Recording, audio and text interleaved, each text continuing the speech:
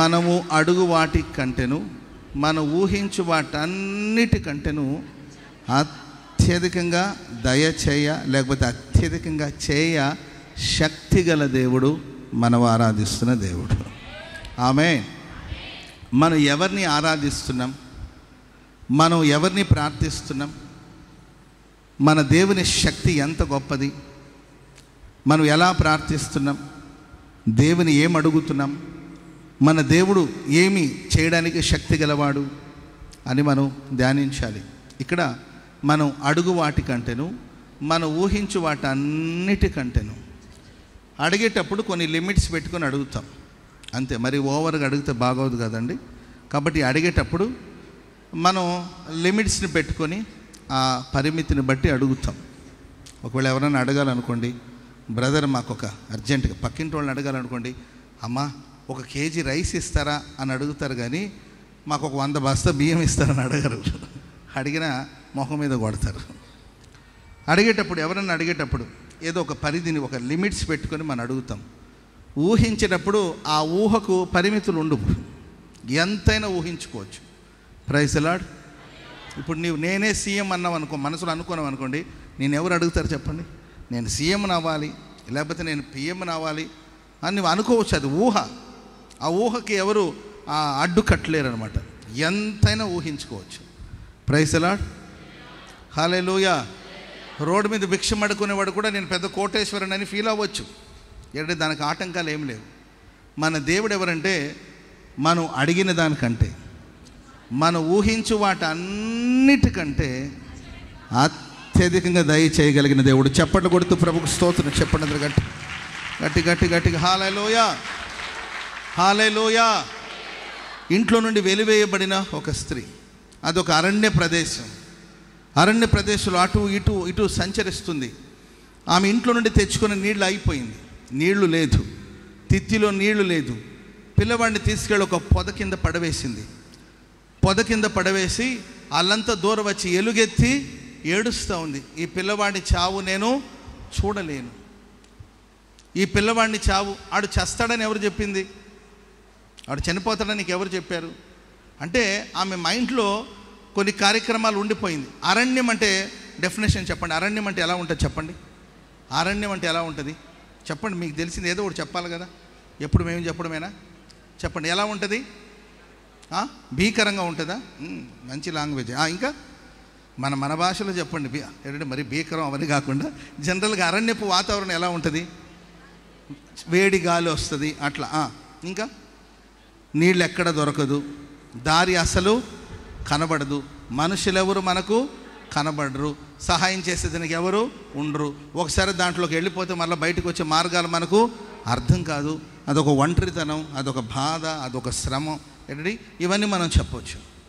ఈమె మైండ్లో ఎప్పుడు నుండో ఫిక్స్ అయిందనమాట. అరణ్యం అంటే నీళ్ళు ఉండదు, దారి కనబడదు, దాంట్లోకి వెళ్తే కానీ మళ్ళీ బయటికి రాలేరు, అక్కడికి వెళ్తే నీళ్ళు లేకపోతే చనిపోతారు. ఇవే ఆమె మనసులో అనుకోనొద్దు. అందుకొరకు ఆ అరణ్యంలోనికి ఎప్పుడైతే వెళ్ళిపోయిందో అక్కడ ఆ ప్రదేశాన్ని చూసి ఎందరో ఈ అడవిలో అరణ్యంలో చనిపోయారు, ఎందరో మరణించారు. ఇక చావు తప్ప వేరొక పరిష్కారం లేదు, నీళ్లు లేదు, ఇక ఖచ్చితంగా నా కుమారుడు చనిపోతాడని చెప్పి ఆ పొద కింద పడవేసి ఎలుగెత్తి ఏడ్చింది. అమ్మ ఎవరికైనా అమ్మే కాదండి, ఆమె దాసి కావచ్చు, లేకపోతే యజమానురాలు కావచ్చు, ఏంటండి ఆమె గొప్ప వ్యక్తి కావచ్చు, సాధారణమైన వ్యక్తి, అమ్మ ఎవరికైనా అమ్మే కాదండి.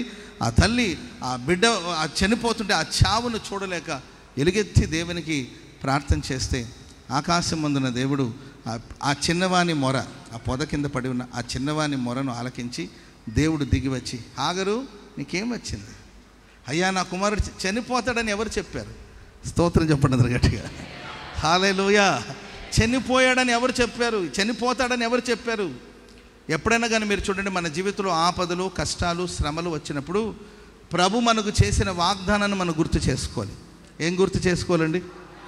ఈ ఇష్మాయేలు గురించి దేవుడు చేసిన వాగ్దానం ఏంటంటే, అబ్రహాం ఆనాడు ప్రార్థన చేశాడు, అయ్యా ఇస్సాకునే కాదయ్యా, ఇడు కూడా నా కొడుకే కాబట్టి ఇతను కూడా నీ సన్నిధిలో బ్రతకనివ్వండి, ఇతను కూడా బ్రతకనివ్వండి ప్రభువా. మా అపరాధం వల్ల, మా తప్పిత వల్ల, మా పొరపాటు వల్ల మొత్తం మీద ఇష్మాయేల్ అని ఒక సంతానం, ఆడు కూడా నా కుమారుడే కదా, దయచేసి అతను బ్రతకనివ్వండి, అతను కూడా ఒక మంచి జీవితాన్ని ఇవ్వండి అంటే దేవుడు అన్నాడు, అతను నేను గొప్ప జనముగా చేస్తాను. చెప్పండి కూడా మొదలు గట్టిగా, గొప్ప జనముగా చేస్తాను.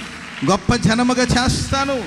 10 మంది రాజులు అతని వంశం నుండి వస్తారు. ఇవన్నీ ఇష్మాయేలును గురించిన ప్రవచనాలు, ఇష్మాయేలు గురించి ప్రభు చేసిన వాగ్దానాలు. అందుకొరకే ఈ విశ్వాసయాత్రలో పోరాటాలు వస్తాయి, శ్రమలు వస్తాయి, ఇబ్బంది కొలిమిలు నలిగిపోయాయి, పరిస్థితులు వస్తాయి. జీవితం కొన్నిసార్లు ఎడారిలాగా అనిపిస్తుంది, జీవితం అంతా డ్రై అయిపోయినట్టు అనిపిస్తుంది, దారి కనబడదు, గొంతు ఎండిపోతూ ఉంటుంది, చావు బ్రతుకు మధ్యలో పోరాటం జరుగుతూ ఉంటుంది. అలాంటి భయానకమైన పరిస్థితుల్లో కూడా నువ్వు సాగిపోతున్నప్పుడు జీవవాక్యాన్ని చేతపట్టాలి, వాగ్దానాన్ని చేతపట్టి ప్రార్థించాలి. స్తోత్రం చెప్పండి అందరూ గట్టిగా. హల్లెలూయా. చస్తాడని ఎవరు చెప్పాడు? మరణిస్తాడని ఎవరు చెప్పారు? వాగ్దానాన్ని చేతపట్టాలి. వెళ్ళి నీ కుమారుని నీ చేత ఎత్తుకో, అతన్ని పట్టుకో, అతని గొప్ప జనముగా నేను చేస్తానంటే, ఆమె దాహంతో అల్లాడిపోయిన బిడ్డకు కొంచెం వాటర్ దొరికితే చాలు, ఈ పూటకాడికి నీళ్లు దొరికితే చాలని ఆమె ఎదురు చూసిందండి. ఆమె కోసం దేవుడు ఆ ఎడారిలో ఒక నీటి ఊటనే పుట్టించాడు. చెప్పండి కూడా అందరూ గట్టి గట్టి గట్టి గట్టిగా గట్టి గట్టి. మనం అడిగినప్పుడు కొంచెమే అడుగుతాం, ఊహించేటప్పుడు ఇంకొంచెం ఊహించుకొని అడుగుతామేమో. అడిగింది కొంచెం నీళ్లు, నా బిడ్డ చావు చూడలేకపోతున్నావు, వాడికి ఈ పూట దప్పిక తీరితే చాలు, ఒక వాటర్ బాటిల్ దొరికితే చాలు, కొంచెం నీళ్లు దొరికితే చాలు, ఆడి నాలుక, ఆయన నాలుక తడిస్తే చాలు, ఆయన గొంతు తడిస్తే చాలు, ఒక నీటి చుక్క దొరికితే చాలు. ఆమె ఎదురు చూసిందండి. ఆమె అడిగిన దానికన్నా ఎక్కువగానే ప్రభు ఆమెకి ప్రసాదించాడు. ఈ ప్రశస్త రాత్రి అడగండి, అడుగుడి మీకు ఇవ్వబడును, తట్టుడి మీకు తీయబడును, వెదకండి మీకు దొరుకును. అత్యధికంగానే నా ప్రభు నీకు అనుగ్రహించబోతున్నాడు, అత్యధికంగా దేవుడు అనుగ్రహించబోతున్నాడు, అత్యధికంగా ప్రభు నీకు అనుగ్రహించబోతున్నాడు. హల్లెలూయా. చెప్పండి గట్టిగా హల్లెలూయా. యాకోబు తన తండ్రి ఇంటి నుండి బయలుదేరి వెళ్ళేటప్పుడు కేవలం ఒక చేతి కర్రతో మాత్రమే వెళ్ళాడు. ఉన్న పళంగా అతన్ని పంపివేశారు. ఈరోజు పగలు కూడా వేసిన సబ్జెక్ట్ మాట్లాడారు. అద్దంకి చర్చ్ ప్రారంభోత్సవం సందర్భంగా వెస్లీ పాస్టర్ గారు కూడా ఆ మాటలు గుర్తు చేస్తూ వచ్చారు. ఇంట్లో నుండి అతన్ని పంపివేసేటప్పుడు ఇంట్లో నుండి ఉన్న పళంగా పంపించేశారు. వాళ్ళమ్మ చెప్పింది, నాన్న కొంచెం వెళ్ళి తలదాచుకో, మరలా నిన్ను పిలిపిస్తాను రప్పిస్తానని చెప్పింది. కానీ ఆమె ఆయన పిలవకుండానే పరలోకానికి వెళ్ళిపోయింది. నెరవేర్చని వాగ్దానాలు. Praise the Lord. వాళ్ళమ్మ చెప్పింది, మరలా నేను రప్పిస్తానన్న, కొంచెం తలదాచుకో, 4 రోజులు తలదాచుకోమని మాటలని చెప్పింది. మనుషుల వాగ్దానాలు నెరవేర్చబడని వాగ్దానాలు, మనుషుల మాటలు కోటలు దాటిపోతుంది. నిన్ను రప్పిస్తాను పిలిపిస్తాను అని చెప్పింది. ఆమె ఏంటండి, ఆయన మరలా తిరిగి వచ్చే లోపల ఒక 20 సంవత్సరాలు ఉన్నాడు. ఆయన తిరిగి వచ్చేటప్పుడు వాళ్ళ అమ్మగారు లేరు, అప్పటికి చనిపోయారు. మనుషుల వాగ్దానాలను కూడా అవి నెరవేరవచ్చు, నెరవేరపోవచ్చు. ఒట్టి చేతులతో ఇంట్లో నుండి పంపివేశారు. గొప్ప ఆస్తిపరుడు, లక్షాధికారి వాళ్ళ నాన్న, వాళ్ళ తాత కోటేశ్వరుడు, వాళ్ళ నాన్న లక్షాధికారి, గొప్ప సంపన్న కుటుంబం. ఆయన ఇంట్లో నుండి వెళ్ళేటప్పుడు కేవలం ఒక చేతి కర్రతో మాత్రమే యోర్దాను నది దాటి ఆయన వెళ్ళాడు. ప్రియులారా, ఆయన వెళుతున్న మార్గంలో బేతేల్లో ఆయన పడుకున్నప్పుడు స్వప్నంలో దేవుడు ప్రత్యక్షమైన దేవుడు యాకోబుకు పలు విధమైన వాగ్దానాలు చేస్తే, యాకోబు చేసిన ఒక చిన్న ప్రార్థన, నేను వెళుతున్న మార్గంలో నన్ను కాపాడి తినుటకు ఆహారాన్ని, ధరించుకొనుటకు నాకు వస్త్రాన్ని దయచేస్తే నిన్నే నేను దేవునిగా ఆరాధిస్తాను. ఆమె చెప్పండి అందరు గట్టిగా. ఎంత దయనీయమైన ప్రార్థన అండి. ఈ రాత్రి ఇక్కడ కూడి వచ్చిన మీరు ఎవరైనా, ప్రభువా ఈరోజు కుటుంబంగానే కొంచెం మాకు అన్నం ఇచ్చి కొంచెం భోజనం పెట్టండి ప్రభువా, ఈ నెలాఖరులో ఒక జత బట్టలు ఇవ్వండి ప్రభు అని ఎవరైనా అడుగుతారండి? ఓ సాధారణమైన ప్రార్థన, ఒక చిన్న ప్రార్థన, ఒక అమాయకపు ప్రార్థన. ఎందుకంటే ఏమి తినడానికి ఆహారం లేదు. గొప్ప ఇంట్లో పుట్టుండొచ్చు, కానీ వట్టి చేతులతో పంపివేశారు. ఫుడ్ లేదు, వస్త్రం లేదు, మార్చుకోవడానికి వస్త్రం లేదు, దారిలో సంరక్షణ లేదు. ఓ దయనీయమైన ప్రార్థన యాకోబు చేశాడు. దేవుడు ప్రియులరా, తిండి అన్న వస్త్రాలే కాదండి, అన్న వస్త్రాలే కాకుండా ప్రియులరా, యాకోబు వెళ్ళేటప్పుడు ఒక చేతి కర్రతో నది దాటి వెళ్ళాడు. తిరిగి వచ్చేటప్పుడు 2 గుంపులుగా మార్చబడ్డాడు. చెప్పకూడదు అందరు గట్టి గట్టి గట్టిగా గట్టి గట్టి గట్టిగా హల్లెలూయా. 2 గుంపులు. యాకోబు తిరిగి వచ్చినప్పుడు ఒక ఊరే కదిలినట్టుందంట. ఎలా ఉందండి? ఒక ఊరే కదిలినట్టుంది. గొర్రెలు, మేకలు, పశువుల మంద, దాసదాసులు. 20 సంవత్సరాల్లో, 50-60 సంవత్సరాలు కూడా కాదు, కేవలం ఒక 20 సంవత్సరాల్లో ఎన్నో పోరాటాల మధ్యలో, ఎన్నో శ్రమల మధ్యలో, మోసపూరితమైన మనుషుల మధ్యలో, వంచన చేసే మనుషుల మధ్యలో కూడా దేవుడు యాకోబుని ఆశీర్వదిస్తే ఆయన అడిగింది అన్న వస్త్రాలు. అన్న వస్త్రం నాకు ఇచ్చి నన్ను కాపాడండి చాలు. అని ఒక చిన్న ప్రార్థన చేసుకుంటే దేవుడు అతనికి చేసిన ఉపకారం, దేవుడు తనకు చేసిన మేలు 2 గుంపులుగా మారిపోతే, ఆనాడు యాకోబు యొక్క కుటుంబం, అతని పరివారం, అతని మంద తన తండ్రిని కలుసుకోవడానికి వస్తుంటే ఊరే కదిలినట్టుందండి. అందరు అడుగుతున్నారు, ఏంటి ఒక సిటీనే కదులుతున్నట్టుంది, ఒక పట్టణమే కదులుతున్నట్టుంది, ఎవరిది మంద, ఎవరిది మంద, ఎవరికి సంబంధించిన మనుషులు వీళ్ళు, ఈ దాసదాసులు ఎవరికి సంబంధించిన వాళ్ళు? ఈ వార్త స్ప్రెడ్ అవుతుందండి. ప్రియులారా, ఇస్సాకు వాళ్ళ నాన్న ఒట్టి చేతులతో పంపివేసిన వాళ్ళ నాన్న ప్రియులారా వృద్ధాప్యంలో ఉన్నాడు. యాకోబు బయలుదేరి వస్తూ ఉన్నాడు. ఎవరి సమూహం అంటే ఇస్సాకుకు అందరూ చెప్తారు, బాబు ఇది ఎవరో సమూహం కాదు, ఇది నీ ఒట్టి చేతులతో పంపివేసావు కదా, నీ కుమారుని యొక్క స్వాస్థ్యం, నీ కుమారుని యొక్క సంపద. ఆమె చెప్పడం గట్టిగా. మనుషులు మిమ్మల్ని ఒట్టి చేతులతో పంపివేస్తున్నారా? కన్నవాళ్ళు కావచ్చు, కట్టుకున్న వాళ్ళు కావచ్చు, కడుపును పెట్టిన పిల్లలు కావచ్చు, మిమ్మల్ని ఒట్టి చేతులతో విడిచిపెడుతున్నారా? అధైర్యపడదండి. ఈ రాత్రి మీరు అడగండి, ఈ రాత్రి మీరు ప్రార్థించండి. మీ ప్రార్థనకు నా దేవుడు ఉత్తరం ఇవ్వబోతున్నారు. మీరు అడిగిన దానికంటే అత్యధికంగా దేవుడు దయచేయబోతున్నారు. మీరు ఊహించిన దానికంటే గొప్పగా ప్రభు మిమ్మల్ని ఆశీర్వదించబోతున్నాడు. అత్యధికంగా దేవుడు మీకు అనుగ్రహించునుగాక. హల్లెలూయా. మంచిది. నేను ఒక 2-3 విషయాలు పరిశుద్ధ గ్రంథం నుండి అధికం కాదండి, ఏదైనా మనం అధికంగా ఉంటే బాగుంటుంది అని మనం ఆశిస్తాము. అధికం కాదండి, అత్యధికంగా ప్రభు మనల్ని ఆశీర్వదిస్తాడు. పక్కన వాళ్ళని చూసి చెప్పండి, అత్యధికంగా దేవుడు మీకు ఇవ్వబోతున్నాడు అని చెప్పి. అత్యధికముగా దేవుడు మీకు అనుగ్రహించబోతున్నాడు. అత్యధికముగా దేవుడు దయ చేయబోతున్నాడు. ఇది వాస్తవం, ఇది సత్యం, ఇది దేవుని వాక్యం, ఇది దేవుని వాగ్దానం. భూమి ఆకాశాలు గతించిన ఈ వాగ్దానాలు గతించవు, దేవుని మాటలు గతించవు. ఆమేన్. హల్లెలూయా. చదవండి ఎఫెసీయులకు రాసిన పత్రిక, మొదటి మాట ఎఫెసీయులకు రాసిన పత్రిక 2వ అధ్యాయము 6వ వచనాన్ని మనం చదువుదామా? ఆయన మనకు చేసిన ఉపకారము ద్వారా అత్యధికమైన తన కృపా మహదైశ్వర్యమును రాబో యుగములలో కనపరచు నిమిత్తము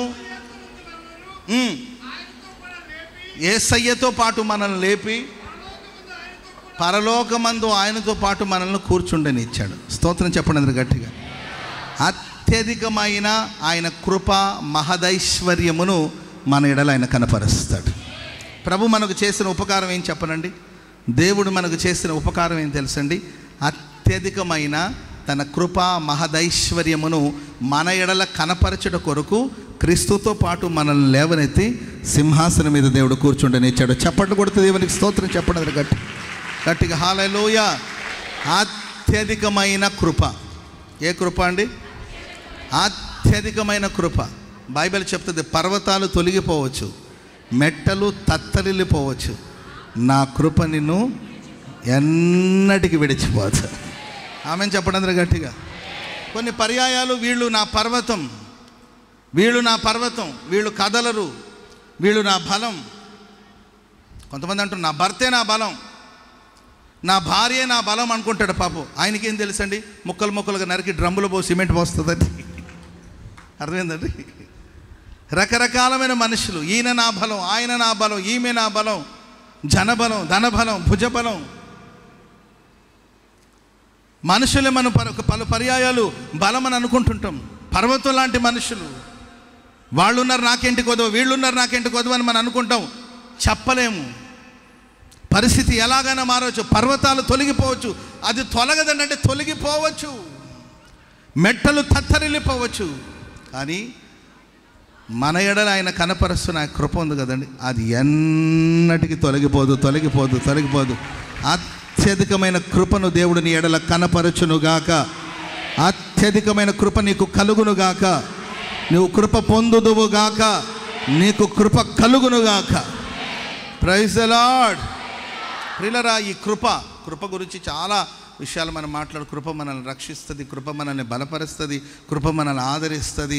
ఏంటి? కృపను గురించి పలు విషయాలు మనం ధ్యానించవచ్చు. దాంట్లో ఒక సందర్భాన్ని మీకు గుర్తు చేస్తాను. అదేంటంటే, దైవజనుని పౌలు గారికి శరీరంలో ఒక బలహీనత ఉన్నప్పుడు ఆయన దేవుని సన్నిధిలో ముమ్మారు ప్రార్థన చేశాడు. ఎన్నిసార్లు ప్రార్థన చేశాడండి? ముమ్మారు ప్రార్థన చేస్తాడు. ఎందుకంటే ఒక దైవ సేవకుని చేతుల మీద ఎన్నో అద్భుతాలు జరుగుతున్నాయి, ఎన్నో ఆశ్చర్యకార్యాలు జరుగుతున్నాయి. కానీ ఆ సేవకులు ఒక బలహీనత, అదొక ఒక ముళ్ళులాగా. మనకు పలుసార్లు అనిపించవచ్చు, వీళ్ళు ఇంత గొప్ప సేవ చేస్తున్నారు, వీళ్ళకి ఎందుకు ఈ సమస్యలు, వీళ్ళకి ఎందుకు ఈ శ్రమ అని కొంతమంది ప్రశ్నించవచ్చు. దేవుడు మనకిచ్చిన అత్యధికమైన ప్రత్యక్షతను బట్టి ఏంటండి, ఆయా సందర్భాల్లో దేవుడు కొన్ని ముళ్ళు కూడా మనకు, ఆ ప్రత్యక్షతను బట్టి మనం అతిశయించకుండా ఆయా సందర్భాల్లో సాతాను దూతగా ఒక ముళ్ళు ఉంచబడి ఉంటుంది. ఆ ముళ్ళు తొలగిపోవాలి. ముళ్ళుని ఎవరు ఏంటంటే దేహంలో ఉంచుకోవాలని ఎవరు కోరుకోరు. ఆ ముళ్ళు గుచ్చుతూ ఉంటే, పొడుస్తూ ఉంటే భరిస్తూ బ్రతకాలని ఎవరు అనుకోరు. ముమ్మారు ప్రార్థన చేస్తే తీసేస్తానులే అని అనలా దేవుడు. దేవుడు ఏమన్నా తెలుసు, నా కృప నీకు చాలు. స్తోత్రం చెప్పండి అందరు గట్టిగా, చెప్పండి గట్టిగా హల్లెలూయా. నా కృప నీకు చాలు. ఎప్పుడైతే ఆ విషయంలో పౌలు గారికి అత్యధికమైన కృప అనుగ్రహించబడిందో, ఆ తర్వాత ఆ టాపిక్ మాట్లాడలేదు. ప్రభువా ఈ ముళ్ళు తీసేమని కృప అనుగ్రహించబడింది. పౌలు గారు అంటారు, నేను ఎప్పుడైతే బలహీనుడు అప్పుడే బలవంతుడు. నా బలహీనతలో నీ శక్తి నా మీద పరిపూర్ణంగా కుమ్మరించబడుతుంది. చెప్పలు కూడా మంది గట్టి గట్టి గట్టి గట్టి హల్లెలూయా. ఆయన కృప మనకు అనుగ్రహించబడినప్పుడు బలహీనతలో మనం ఉన్నామా, ప్రభు మనల్ని బలవంతులుగా ప్రభు చేస్తాడు. ఆమె చెప్పండి గట్టిగా. పరిశుద్ధ గ్రంథంలో ఒక చరిత్ర ఉంది. మెఫీబోషెత్ అనే ఒక వ్యక్తి ఉన్నాడు. ఎవరండి? మెఫీబోషెత్ అనే ఒక వ్యక్తి ఉన్నాడు. అతడు యోనాతాను, దావీదు ప్రియ స్నేహితుడైన యోనాతాను యొక్క కుమారుడు. స్తోత్రం చెప్పండి గట్టిగా హల్లెలూయా. మెఫీబోషెత్, ఓసారి ఆ బాబుకి మెఫీబోషెత్కు ఒక 5 ఏళ్ళు ఉంటుందండి. చిన్నపిల్లోడు, పాలు విడిచిన మేబీ పాలు తాగుతున్న చంటి పిల్లోడు కావచ్చు. సడన్గా ఒక న్యూస్ వచ్చింది. ఏమనంటే మెఫీబోషెత్ వాళ్ళ నాన్న యోనాతాను చనిపోయాడు, వాళ్ళ తాత సౌలు చనిపోయాడనే వార్త వచ్చింది. ఆ వార్త వచ్చేసరికి ఆ అంతఃపురంలో, ఆ రాజనగరం అంతా కలవరం మొదలైపోయి, ఎవరికి వాళ్ళు, రాజు చనిపోతే, రాజకుమారుడు చనిపోయాడు అనుకోండి, ఇక ఆ దేశానికి కాపుదల ఎక్కడుంటుంది, సంరక్షణ ఎక్కడుంటుంది? రాజే కదా వాళ్ళ సంరక్షకుడు, రక్షకుడు. ఆ రక్షకుడు ఎప్పుడైతే చనిపోయాడనే వార్త వచ్చిందో అందరూ భయపడిపోయి పారిపోతున్నప్పుడు, ఈ మెఫీబోషెత్కి దాది ఒక ఆవిడ ఉందండి. ఆమె చంటి బిడ్డను ఎత్తుకు వెళుతున్నప్పుడు స్లిప్ అయిపోయి ఆమె చేతి నుండి జారి కింద పడి 2 కాళ్ళు విరిగిపోయింది. రాజకుటుంబంలో పుట్టి, రాజరికాన్ని అనుభవించి, రాజభోగాన్ని అనుభవిస్తూ, రాజకుటుంబంలో పుట్టిన రాజకుమారుడైనప్పటికీ అతని సుఖము, అతని సంతోషము, అతని విలాసవంతమైన జీవితం ఎంతో కాలం లేదండి. ఒక 5 ఏళ్ళు మాత్రమే, ఒక 5 సంవత్సరాలు మాత్రమే ఆ విలాసవంతమైన జీవితాన్ని అనుభవించాడు. ఆ తర్వాత ఎవరో చేసిన తప్పుకి ఏంటండి ఆడి వెళ్ళి ఎగిరి కింద పడి ఏంటంటే గంతులేసి కాళ్ళు ఇరగొట్టుకునేది కాదు. కొన్ని పర్యాయాలు మనకు వచ్చే సమస్యలకి మనమే కారకులు కాదు. ఎవడో చేసిన పాపం మన జీవితానికి శాపంగా మారుతుంటుంది. ఎవడో అతిక్రమానికి మనం సమాధానం చెప్పుకోవాల్సిన పరిస్థితి వస్తుంది. ఆమె నిర్లక్ష్యం, ఆ దాది ఒక నిర్లక్ష్యం. ఆ చంటి బిడ్డను జాగ్రత్తగా చూసుకోవాల్సిన బాధ్యత ఆ దాది. ఆమె సరిగ్గా బాధ్యత నిర్వహించకపోగా అనవసరమైన ఆమె భయం వల్ల, ఆమె నిర్లక్ష్యపు ధోరణి వల్ల ఒక జీవితమే పాడైపోయింది. ఎంతో సుకుమారంగా పెరిగిన అతని జీవితం, ఎంతో క్షేమంగా బ్రతకవలసిన అతని జీవితం ఆమె నిర్లక్ష్యం వల్ల 2 కాళ్ళు పోగొట్టుకుని తన బ్రతకంతా చీకటిమయంగా మారిపోయింది. ప్రియులారా, ఈ ప్రశస్త రాత్రి ఇక్కడ కూడి వచ్చిన మీ జీవితాలు ఎవరో చేసిన తప్పులకి నీవు సమాధానం చెప్పుకోవాల్సిన పరిస్థితి వస్తుందా? ఎవరో చేసిన పాపానికి నీవు శాపం అనుభవిస్తున్నావా? పాపము పుణ్యం తెలియని ఒక అమ్మాయి అండి, ఆడేడో చెడు తిరుగుడు తిరిగాడు, ఏదో దరిద్రపు తిరుగుడు తిరిగాడు. పాపం పుణ్యం తెలియదండి. అమ్మా నాన్న చెప్పారు కదని శిరస్సు వంచి వివాహం చేసుకునింది. వాడు చెడు తిరుగు తిరిగి వాడు పనికిమాల వ్యాధిని తీసుకొచ్చి ఈ అమ్మాయికి అంటి చెల్లిపోయాడు. వాడు ఎట్టు చచ్చాడు, అది వేరే సంగతి. ఇప్పుడు ఆమెకి 2 పిల్లలు, వ్యాధితో బాధపడుతూ తన పిల్లల్ని పోషించుకోలేక సతమతం అయిపోతుంది. ఆమె అడుగుతుంది, ఎవరో చేసిన పాపానికి, వాళ్ళ తప్పితాలకి నేను ఈరోజు వ్యాధిని అనుభవిస్తున్నాను, వాళ్ళ అతిక్రమానికి, వాళ్ళు తిరిగిన చెడు తిరుగుడికి నేను ఈరోజు బాధించబడ్డాను. ఇలా అనేక కుటుంబాలు ఈరోజు మనం చూస్తుంటే ఎవరో చేసిన తప్పితాలకి ఎవరో శిక్షను అనుభవిస్తూ ఉంటారు. అలాంటి పరిస్థితుల్లో మెఫీబోషెత్ యొక్క జీవితం సాగిపోతుందండి. కానీ ప్రియులారా, ఇక్కడ దావీదును మనం యేసు ప్రభుకు పోల్చి దేవునికి మనం పోల్చి ధ్యానిస్తే సడన్గా దావీదుకు ఒక విషయం గుర్తుకు వచ్చింది. సౌలు కుటుంబంలో, యోనాతాను కుటుంబంలో నేను ఉపకారం చేయడానికి, నేను దయ చూపడానికి, నేను కృప చూపడానికి ఎవరైనా ఉన్నారా అని ఆయన ఆరాలు తీయడం ప్రారంభించాడు. స్తోత్రం చెప్పండి అందరు గట్టిగా. అందరూ మిమ్మల్ని మర్చిపోయారా? అందరూ మిమ్మల్ని విడిచిపెట్టారా? ఫలానా వాడు ఎక్కడున్నాడో, వాడు ఏం చేస్తున్నాడో, ఏ సమస్యలో ఉన్నాడో అని కూడా పట్టించుకోకుండా దులిపేసుకొని చేతులు కడిగేసుకొని ఇక ఉన్నాడా లేదని కూడా పట్టించుకోండి. ఒకవేళ మీ విషయంలో మరి నిర్లక్ష్యపు ధోరణిలో మీ కుటుంబ సభ్యులు కావచ్చు, మనుషులు కావచ్చు ఉన్నారేమో, నా దేవుడు మీ ఎడల విచారణ చేయబోతున్నాడు. చెప్పలు కూడా మందరు గట్టిగా, నా దేవుడు విచారించబోతున్నాడు. కృప చూపుట కొరకు, కృప చూపుట కొరకు, అత్యధికమైన కృప చూపుట కొరకు ఆయన మీ గురించి విచారణ చేయబోతున్నాడు. హల్లెలూయా. సౌలు సేవకులు ఒకడు ఉన్నాడండి, అతని పేరు సీబా.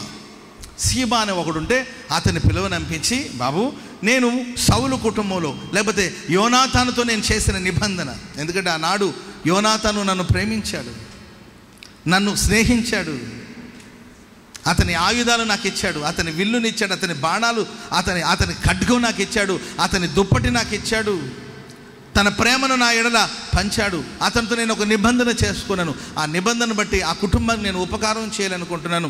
ఆ కుటుంబంలో ఎవరైనా ఉన్నారా అని అడిగినప్పుడు సీబా చెప్పిన సమాధానం ఏంటంటే, యోనాతానికి కుంటివాడైన ఒక కుమారుడు ఉన్నాడు. ఏ కుమారుడు అండి? చెప్పాలి. ఏ కుమారుడు?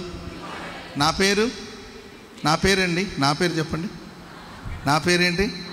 పేరు ఒకటి ఉంది కదా, ప్రైజ్ లార్డ్. నాకు ఒక పేరు ఉందిగా, మీకు ఒక పేరు ఉందా లేదా? అమ్మ నాన్న పెట్టిన ఒక పేరు ఉంటుంది కదా. మెఫీబోషెత్కి పేరు లేదా? పేరు లేదండి. అంత చులకనా? అయ్యా మెఫీబోషెత్ అని ఒకడు ఉన్నాడు, సరిపోలా? నిన్ను అడుగుతున్నాడు, విచారిస్తున్నాడు, దావీదు విచారిస్తున్నాడు, సౌలు కుటుంబంలో ఎవరైనా ఉన్నారంటే, బాబు మెఫీబోషెత్ అనే ఒక అబ్బాయి ఉన్నాడు, చెప్తే సరిపోతుంది కదండి. కానీ అతని పేరు కూడా చెప్పడానికి ఇష్టపడలా. ఈ సీబా అనే ఒక వ్యక్తి అతని పేరు కూడా చెప్పడానికి ఇష్టపడక, కుంటివాడైన ఒక కుమారుడు ఉన్నాడు. మనుషులు ఏంటంటే మన బలహీనతను బట్టే మాట్లాడతారు. ఈడు కుంటోడు, ఆయన గుడ్డోడు, ఆమె పొట్టిది, ఈమె బక్కది, ఈడు ఏంటండి ఈడు డ్రమ్ములాగా ఉంటాడు, అర్థమైందండి, ఆడు బోడుగుండోడు, వీడు ఫలానా వాడు. మనుషులకు బలహీనతను బట్టి మనుషులు మాట్లాడతారు. కుంటివాడైన ఒక కుమారుడు ఉన్నాడు. ఎందుకు ఆ మాట అన్నాడంటే, దావీదుకి కుంటివాళ్ళన్నా గుడ్డివాళ్ళన్నా ఇష్టం ఉండదండి. ఎందుకంటే వాడు సియోను నగరాన్ని స్వాధీనపరచుకోవాలి, ఎబోసీల చేతిలో ఉందండి, దాన్ని స్వాధీనపరచుకోవాలనుకున్నప్పుడు వాళ్ళు చెప్పిన మాట ఏంటంటే, దావీదు కానీ ఇక్కడ వస్తే కుంటివాళ్ళు గుడ్డివాళ్ళు అతన్ని తరిమేస్తారు, కుంటివాళ్ళు గుడ్డివాళ్ళు అతన్ని తరిమేస్తారు. ఒక సామెత పుట్టింది, ఎందుకంటే కుంటివాళ్ళు అంటే దావీదుకి నచ్చదు, దావీదు నగరంలో కుంటివాళ్ళు రాకూడదు, గుడ్డివాళ్ళు రాకూడదు అని ఒక సామెత ఉందన్నమాట. అందుకొరకే కుంటివాడు అని మనం ప్రస్తావిస్తే రానివాడేమో దావీదు అని సీబా అనుకున్నాడు. కానీ మనం ఆరాధిస్తున్న దేవుడు దయగల దేవుడు, కృప చూపటలో ఆయన ఐశ్వర్యవంతుడైన దేవుడు. చెప్పండి కొడుతూ దేవునికి స్తోత్రం చెప్పండి, స్తోత్రం చెప్పండి, స్తోత్రం చెప్పండి గట్టిగా. హల్లెలూయా చెప్పండి గట్టిగా, హల్లెలూయా. ఏం పర్వాలేదు, నో ప్రాబ్లం. ప్రేమైన వాళ్ళరా, అప్పుడు మెఫీబోషెత్తుని రప్పిస్తారు, పిలువనంపిస్తారు. నీవెక్కడున్నా, ఏ చీకట్లో ఉన్నా, ఏ అంధకారంలో ఉన్నా, నా దేవుడు నిన్ను ఆ చీకటి నుండి వెలుపలికి రప్పించబోతున్నాడు. అంటే చీకటి నుండి వెలుగులోనికి దేవుడు నిన్ను రప్పించబోతున్నాడు. ఎందుకంటే ఈ రాత్రి నీ ఎడల నా దేవుడు అత్యధికమైన కృప చూపబోతున్నాడు, నీ ఎడల దయ చూపబోతున్నాడు. ఓకే, మెఫీబోషెత్ వచ్చాడండి. మెఫీబోషెత్ రావగానే అందరూ కుంటుకుంటూనే వచ్చాడు, లేకపోతే ఈడ్చుకుంటూ వచ్చారు, ఎలా వచ్చాడు మొత్తం మీద వచ్చి నిలబడంగానే దావీదు అతను చూసి అందరూ పిలిచినట్లు పిలవలేదండి, మెఫీబోషెతు అని పిలిచాడు. స్తోత్రం చెప్పండి గట్టిగా హల్లెలూయా. మనం ఆరాధించే దేవుడు మనల్ని పేరు పెట్టి పిలిచే దేవుడు, పేరు పెట్టి పిలిచే దేవుడు, ఆయన పేరు పెట్టి పిలిచే దేవుడు. ఈ రాత్రి నీ పేరు పెట్టి ప్రభు పిలువబోతున్నాడు, ప్రభు పేరు పెట్టి నిన్ను పిలువబోతున్నాడు. అత్యధికమైన కృపను నీకు అనుగ్రహించబోతున్నాడు. హల్లెలూయా. సరే, అది సమూయేలు గ్రంథం 12వ అధ్యాయంలో ఆ సారాంశం ఉంటుంది.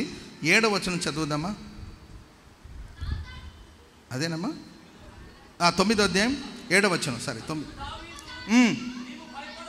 నీవు భయపడవద్దు,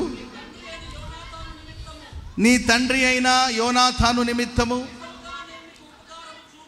నిజముగా నేను నీకు ఉపకారము చూపి సౌలు భూమి అంతటిని నీకు మరలా నేను ఇప్పిస్తాను. సదాకాలం నా బల్ల దగ్గర ఉండి భోంచేస్తావు. చప్పట్లు కూడా అందరు గట్టిగా. ఈ ప్రశస్త రాత్రి నా దేవుడు ఆనాడు మెఫీబోషేతు మీద దావీదు దయ చూపినట్లు ఈ రాత్రి నా దేవుడు అత్యున్నతమైన అత్యధికమైన కృప మీ ఎడల దేవుడు కనపరచబోతున్నాడు, కృపను అనుగ్రహించబోతున్నాడు. హల్లెలూయా. అంటాడు, నీ తండ్రి పొలమంతటిని, సౌలు యొక్క కుటుంబం యొక్క పొలమంతటి సమస్తాన్ని అంతటిని నీకు ఇప్పిస్తాను. దేవుడు మనకు కృపనిచ్చినప్పుడు సమస్తాన్ని దయచేసే దేవుడు. నీవేదైతే నీ లైఫ్లో పోగొట్టుకున్నావు, చిన్న కుమారుడు ఇంట్లో నుండి వెళ్ళిపోయిన తర్వాత అన్నీ పోగొట్టుకున్నాడు. ఆస్తి లేదు, వస్త్రం లేదు, చెప్పులు లేదు, ఉంగరం లేదు, విలువ లేదు, ఘనత లేదు. పందులు తినే పొట్టు తిని కడుపు నింపుకుందామని ఎదురు చూసిన పొట్టు కూడా అతనికి లభించని దీనస్థితి. ఎప్పుడైతే ఆయన తిరిగి తండ్రి ఇంటికి వచ్చాడో, తండ్రి పరిగెత్తుకుంటూ వెళ్ళి మెడ మీద పడి ముద్దు పెట్టుకుని అతని కౌగిట్లో భద్రపరచుకోవడమే కాకుండా అతడు ఏదేదైతే పోగొట్టుకున్నాడో అవన్నీ తిరిగి ఆయనకి ఇచ్చాడండి. జీవితంలో, ఆత్మీయ జీవితంలో, కుటుంబ వ్యవస్థలో, గత కాలంలో నీవు అనేక విషయాలు పోగొట్టుకునే స్థితిలో ఉన్నవేమో. నీవు పోగొట్టుకున్న వాటన్నిటినీ నిశ్చయంగా ప్రభు నీకు అనుగ్రహించునుగాక. మేము దేవుని సేవలు అడుగుపెట్టిన తర్వాత ఒక తల్లిని, ఒక తండ్రిని, ఒక చెల్లిని, ఒక అక్కని, తమ్ముడిని ఇలా అందరం వదిలేసి వచ్చేసాం. సమర్పణ కలిగిన సేవ ఇది, ప్రతిష్ఠింపబడిన సేవ. మా యవ్వన కాలంలో తల్లితో తండ్రితో సంతోషంగా బ్రతకలిసిన ఆ సందర్భాన్ని ప్రభు కోసం త్యాగం చేసి తల్లిని, తండ్రిని, కుటుంబ సభ్యులందరూ విడిచిపెట్టి దేవుని సేవకు వచ్చాం. సమస్తాన్ని విడిచి దేవుని సేవలో నడిపించబడుతుండగా దేవుడు వేల మంది తల్లిదండ్రులు, 100 అన్నాడు ప్రభు. 100 కాదండి, 1000 దేవుడు తల్లిని, తండ్రిని, చెల్లిని సర్వ సమృద్ధినిచ్చి దేవుడు నడిపిస్తా ఉన్నాడు. హల్లెలూయా. పోగొట్టుకున్నామేమో అని అనుకున్నామండి. దేవుడు ఆత్మీయంగా పోగొట్టుకున్న వాటన్నిటిని మాకు మరలా దయచేశాడు. ఈ ప్రశస్త రాత్రి ఇక్కడ కూడి వచ్చిన మీ జీవితంలో మీరు ఏదేదైతే పోగొట్టుకున్నారో, మీరు పోగొట్టుకున్న వాటన్నిటిని దేవుడు తిరిగి నీకు అనుగ్రహించునుగాక. పోగొట్టుకున్న వాటి ఎవరైతే కృప పొందుతారో ఆ కృప పొందిన వారికి, ఎవరి ఎడల దేవుడు కృప కనపరుస్తాడో ఆ కృప పొందిన వారి జీవితంలో వారు పోగొట్టుకున్న వాటన్నిటి దేవుడు తిరిగిస్తాడు. కనుక పోతుంది అన్నప్పుడు నువ్వు పెద్ద ఫీల్ అవ్వద్దు, ఘనంగా తిరిగి రాబోతుంది. ఒక ఆయన ఉన్నాడు, అతని దగ్గర ఒక తెల్ల గుర్రం ఉంది. ఏ గుర్రం ఉందండి? తెల్ల గుర్రం ఉంటే ఊర్లో ఉన్న వాళ్ళందరికీ అర్థమైందండి, ఆడి దగ్గర తెల్ల గుర్రం ఉంది, ఆడి దగ్గర తెల్ల గుర్రం ఉందని. ఓకే, హ్యాపీగా ఫీల్ అవుతారు. బాధపడేవాళ్ళు బాధపడతారు కదండి. మన అభివృద్ధిని చూసి అందరూ సంతోషిస్తారంటే అది పొరపాటే. అర్థమైందండి? ప్రైజ్ అలాడ్. రిజల్ట్ చూసేటప్పుడు కొంతమంది వాళ్ళ పిల్లలు రిజల్ట్ చూడరు అనమాట, పక్కన వాళ్ళ రిజల్ట్ చూస్తారు. అర్థమైందండి? వాళ్ళ పిల్లలు ఫెయిల్ అయినా పెద్ద బాధ ఉండదు, కానీ పక్కన వాళ్ళు పాస్ అయిపోతే వాళ్ళకి తెగ ఫీలింగ్ అనమాట. సరే, తెల్లగుర్రం ఉందని చెప్పి అందరూ రకరకాలుగా మాట్లాడుతుండేవాళ్ళండి. ఒకరోజు ఆ తెల్లగుర్రం బయటికి వెళ్ళిందండి. వెళ్ళినప్పుడు పోయింది కదా తెల్లగుర్రం, వీళ్ళందరూ సంబరాలు చేసుకున్నారు. ఆడు గుర్రం పోయిందని ఆడికేం బాధ లేదు, ఎందుకంటే యెహోవా ఇచ్చాడు, యెహోవా తీసుకున్నాడు. Praise the Lord. ఆ గుర్రం వెళ్ళి ఒక 4 రోజుల తర్వాత 10 గుర్రాలను వెంట పెట్టుకొచ్చింది. ఎన్ని గుర్రాలు వెంట పెట్టుకొచ్చిందండి? 10 గుర్రాలు ఇంటికి వచ్చిన తర్వాత మరలా అందరూ వచ్చి, అన్నయ్య అమ్మో దేవుడిని పక్షాన అన్నాడు. పోయినప్పుడు మాట్లాడేది వాళ్ళే, తిరిగి వచ్చినప్పుడు పొగడేది వాళ్ళే. అన్నయ్య నువ్వు గొప్పవాడు, నువ్వు కృప పొందినవాడు, నువ్వు గొప్ప భక్తుడివి అని ఇలాంతా మాట్లాడుకుంటూ వచ్చారు. ఓకే పర్వాలేదు, గుర్రం పోయినప్పుడు మాకు పెద్ద బాధ లేదు, 10 గుర్రాలు వచ్చినా మేము పెద్దగా అతిశయించేది లేదు. సంతోషం అందైనను శ్రమల ఎందైనను దేవుని స్తుతిస్తాం. Praise the lord. వాళ్ళ బాబు ఉన్నాడండి, అతనికి ఒక 22 years ఉంటుంది. ఒకరోజు ఆ గుర్రం మీద వెళుతున్నప్పుడు స్లిప్ అయి కింద పడి కాళ్ళు ఇరిగిపోయింది. కాళ్ళు ఇరిగిపోతే అప్పుడు ఊరంతా వచ్చేసి ఆ గుర్రం వచ్చిందని అతిశయించి, చూసావా కాళ్ళు ఇరిగిపోయింది, నీ కొడుకు కాళ్ళు ఇరిగిపోయింది అని అదో రకంగా మాట్లాడుతున్నారు. అయినా పర్వాలేదులయ్యా, దేవుని చిత్తం లేకుండా మా తల నుండి ఒక తల వెంట్రుకలు కూడా రాలదు, అంతా ఆయన ఇష్టం, ఆయన చిత్తం. Praise the lord. అంతలోపల ఇండియాకి చైనాకి యుద్ధం స్టార్ట్ అయిందట. ఏం స్టార్ట్ అయిందండి? యుద్ధం స్టార్ట్ అయ్యేసరికి అప్పుడు సైన్యం, ఇండియా భారతదేశపు సైన్యం గ్రామాల్లో వెళ్ళి 20 years పైబడి ఉన్న యవనస్తులందరినీ బలవంతంగా సైన్యంలోకి తీసుకెళ్లారట. ఉత్సాహంగా ఎవరు సైన్యం యుద్ధం చేయాలంటే ఎవరు కోరుకుంటారు చెప్పండి? ఊర్లో ఉన్న యవనస్తులు 20 years పైబడిన వాళ్ళందరినీ బలవంతంగా సైన్యానికి తీసుకెళ్లారు. ఈ ఇంటికి వచ్చి చూస్తేమో వీడు కాళ్ళు ఇరిగి కూర్చున్నాడు. ఇంకా ఆ ఊర్లో వీడు తప్ప ఇంకొక యవనస్తుడు లేడు. యుద్ధంలో మరి వాళ్ళు చేస్తారో బతుకుతారో సంగతి అది తర్వాత. అప్పుడు ఆ ఊరి జనమంతా వచ్చాయా, ఎంతైనా దేవుడు నమ్మదగిన వాడు, నీ కొడుకు కాళ్ళు ఇరిగినా కూడా నీకు మంచి జరిగింది. స్తోత్రం చెప్పండి అందరు గట్టిగా. ప్రేమైన వాళ్ళరా, నీవు కృప పొందిన వాడివైతే నీ లైఫ్లో నీవేదైతే పోగొట్టుకున్నావో వాటన్నిటిని దేవుడు నీకు తిరిగి దయచేయబోతున్నాడు. తిరిగి దయచేయబోతున్నాడండి. తిరిగి దయచేయడమే కాకుండా ఈ సీబా అనేవాడు ఒకడు ఉన్నాడు కదండి. సీబా అనేవాడు ఒకడు, వాడిని పిలిచి, ఇదిగో ఇతని పొలం, ఇతని చేను, ఇతను కలిగిన వాటిని అన్నిటిని మీరే జాగ్రత్తగా చూసుకోవాలి, అవన్నీ మీకు ఇప్పిస్తున్నాను. ఆ సీబాకు 15 మంది పిల్లలు ఉన్నారు. ఆయన దగ్గర 20 మంది మనుషులు ఉన్నారు. 15 + 20 ఏంటండి 35 మంది. నీ 15 మంది పిల్లలు, నీ దగ్గర ఉన్న 20 మంది పని మనుషులు, 35 మంది కలిసి ఇతని కుటుంబానికి మీరు పరిచర్య చేయాలి. చప్పట్లు కూడా అందరూ గట్టిగా హల్లెలూయా. అన్ని పోగొట్టుకొని, ఆరోగ్యాన్ని పోగొట్టుకొని, తండ్రిని పోగొట్టుకొని, తాతను పోగొట్టుకొని, ఒకప్పుడు వైభవంగా బ్రతికి, ఒకప్పుడు ఘనంగా బ్రతికి, ఘనహీనంగా ఎక్కడో చీకట్లో ఎవరినో ఆశ్రయించి ఎక్కడో తలదాచుకొని అనుక్షణం భయంతో వణుకుతో బ్రతుకుతున్నాడు. అనుక్షణం కలవరాల మధ్యలో బ్రతుకుతున్నాడు మెఫీబోషెతు. కానీ దావీదు దయ అతని మీదకి వచ్చిందండి. ఆ చీకటి నుండి వెలుపలకు రప్పించారు. పోగొట్టుకున్న వాటన్నిటినీ తిరిగి ఇవ్వడమే కాకుండా, నీవు బ్రతుకు దినములన్నిట నీవు నా బల్ల దగ్గర కూర్చొని భోజనం చేయాలి. ఆమెను చెప్పండి అందరూ గట్టిగా. దావీదు బల్ల దగ్గర ఎవరు కూర్చొని భోజనం చేస్తారు? ఏంటంటే తన కుమారులు కూర్చొని భోజనం చేస్తారు, తన పిల్లలు కూర్చొని భోజనం చేస్తారు. అదోనియా కావచ్చు, అబ్షాలోము కావచ్చు, తన కుమారులు కూర్చొని భోజనం చేసే బల్ల అది. నా బల్ల దగ్గర కూర్చొని నీవు భోజనం చేస్తావు. ఆమెను చెప్పండి అందరూ గట్టిగా హల్లెలూయా. తండ్రి కుడివైపున ఎవరు కూర్చోవాలండి? సింహాసనాసీనుడైన దేవుని కుడివైపున ఎవరు కూర్చోవాలి? కుమారుడైన క్రీస్తు ప్రభులు వారు కూర్చోవాలి. కానీ మనం ఆరాధిస్తున్న దేవుడు తండ్రి ప్రక్కన యేసుక్రీస్తు వారు క్రీస్తు యొక్క కుడివైపున మనల్ని కూర్చుండనిచ్చాడు. ఇది దేవుని కృప, దేవుని దయ. ఆమెను చెప్పండి అందరూ గట్టిగా హల్లెలూయా. చెప్పండి గట్టిగా హల్లెలూయా. ప్రేమైన వారరా, అంతటి అత్యున్నతమైన అత్యధికమైన కృప మీకు అనుగ్రహించునుగాక. బైబిల్లో క్రొత్త నిబంధనలో అపోస్తుల కార్యాలు 6వ అధ్యాయం 8వ వచనం చదవండి. అపోస్తుల కార్యాలు 6వ అధ్యాయం 8వ వచనం. స్టెఫను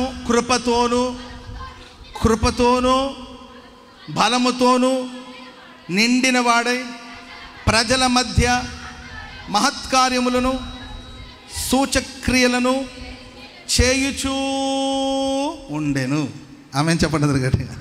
కృప పొందిన వాడి చేతుల మీద ప్రజల మధ్యలో మహత్కార్యములను సూచక్రియలను దేవుడు జరిగిస్తూనే ఉంటాడు. ఇక చాలామంది అనుకుంటారు, అన్నయ్య ఒకప్పుడు వినండి, తలల పైకి ఎత్తి, మీ అందరికి బైబిల్ బాగా తెలుసు, మీకంత బైబిల్ నాలెడ్జ్ బాగుంది, నాకు తెలుసు. Praise the Lord. మీకు బైబిల్ నాలెడ్జ్ బాగుందని నాకు తెలుసు, మీరు వింటున్నారా లేదా అనేది కూడా మాకు తెలియాలి కదా. అర్థమైందండి? బైబిల్ నాలెడ్జ్ ఉందని తెలుసు, నాలెడ్జ్ ఉన్నంత మాత్రాన వింటారని మనం అనుకోలేము కదండి. వింటున్నారా లేరా అని తెలియడానికి తలల పైకెత్తి చూడమంటున్నాను. Praise the Lord. బ్రదర్, మీరు ఒకప్పుడు ప్రార్థన చేస్తుంటే మహిమ కలిగిన కార్యాలు జరిగేది, మీరు ప్రార్థన చేస్తుంటే చీకటి శక్తులు తొలగిపోయేది, మీరు ప్రార్థన చేస్తుంటే దయ్యపు శక్తులు తొలగిపోయాయి. ఇప్పుడు ఏమైంది బ్రదర్ అని అడిగితే వీళ్ళు చెప్పే ఇప్పుడు దయ్యాలు ఊర్లో లేదంట. దయ్యాలు ఊర్లో లేవు, దయ్యాలన్నీ ఊరు వదిలేసి ఎక్కడికో వెళ్ళిపోయాయంట, అడవిలోకి వెళ్ళిపోయింది, ఊర్లో లేవు. ఒకప్పుడు నేను ప్రార్థన చేస్తే ఊర్లో దయ్యాలు ఉండేవి, అవన్నీ పోగొట్టి ఇప్పుడు ఊర్లో ఎందుకు ఉండవండి? ఎందుకు ఉండవు చెప్పండి? నీవు కృప పొందినవాడైతే, నీవు ఆత్మను పొందినవాడివి అయితే, అత్యధికమైన కృపను పొందినవాడివి అయితే, ప్రేమైన వాక్యం సెలవిస్తుంది, స్టెఫన్ని దేవుడు ప్రజల మధ్యలోకి తీసుకెళ్ళి మహత్కార్యాలు, సూచక్రియలు ఆయన ద్వారా దేవుడు జరిగిస్తూనే ఉన్నాడు. నువ్వు కృప పొందినవాడైతే ప్రజల మధ్యలోనికి ప్రభు నిన్ను తీసుకెళ్తాడు. నీ ద్వారా దేవుడు అద్భుతాలు జరిగిస్తాడు. నీ ద్వారా సూచక్రియలు ప్రభు జరిగిస్తాడు. నేను ఎప్పుడు చెప్తుంటానండి, ఒకటి మనకు దేవుడు అద్భుతం చేయాలి. ఎవరికి అద్భుతం చేయాలి? నీ కొరకు దేవుడు అద్భుతం చేయాలి. నీ ద్వారా దేవుడు అద్భుతం చేయాలి. ఈ రెండు అనుభవాలు మనకు ఉండాలి. మనం ఎంతసేపు దేవా నాకు ఒక అద్భుతం చేయండి అంటారు. ఎస్, మంచిదే. నీకు ఒక అద్భుతం జరగాలి, నీ ద్వారా దేవుడు అద్భుతం చేయాలి. అబ్రాహాముతో అంటాడు, నేను నిన్ను ఆశీర్వదిస్తాను, నీవు ఆశీర్వాదకరంగా ఉండాలి. ఆ మొదటి అనుభవాన్ని కోరుకు, ప్రభువా నాకు ఒక అద్భుతం చేయండి. ఈరోజు ఈ వార్షికోత్సవ సందర్భాన నా జీవితంలో అద్భుతం చేయండి. ఈ మందిర ఆవరణాన్ని దాటే లోపల నా జీవితంలో అద్భుతం చేయండి. మంచిది. ప్రభు అద్భుతాలు చేసే దేవుడు, సూచక క్రియలు చేసే దేవుడు. నీ జీవితంలో అద్భుతం చేస్తాడు, నీ ద్వారా దేవుడు అద్భుతం చేస్తాడు. బైబిల్లో ఆ కుంటివాడు ఉన్నాడండి, 40 ఏళ్ళు ఆయనకు వయసు. పుట్టినప్పటి నుండి కుంటివాడు, లైఫ్లో ఎన్నో ఛాన్స్ మిస్ చేసుకున్నాడు.